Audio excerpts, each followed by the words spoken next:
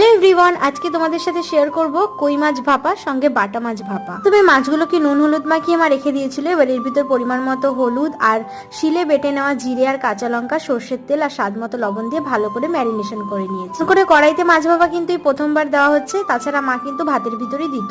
কড়াইতে একটু সর্ষের তেল মাখিয়ে লাউ পাতাগুলো সাজিয়ে রেখে তার উপর এক এক করে এখন মাছগুলো দিয়ে দেবো। তোমরা চাইলে এই রেসিপিটা ফলো করে বাড়িতে করতে পারো। ভাতের ভিতর সিদ্ধ দেওয়া মাছ ভাপার থেকে কিন্তু এইভাবে আরো বেশি টেস্টি লাগে। এক এক করে এখন মাছগুলো দিয়ে দিচ্ছি, দিয়ে ভালো করে সিল করে দেবো। পুরো রেসিপিটা কিন্তু মায়ের আর মাই করছিল, আমি জাস্ট এখানে মাছটা মেখে দিয়ে সাজিয়ে দিচ্ছিলাম। তোমরা চাইলে কিন্তু এর ভিতরে আরো 3-4 রকমের মাছ দিতে পারো, আমরা 2 রকমেরই মাছ দিয়েছি।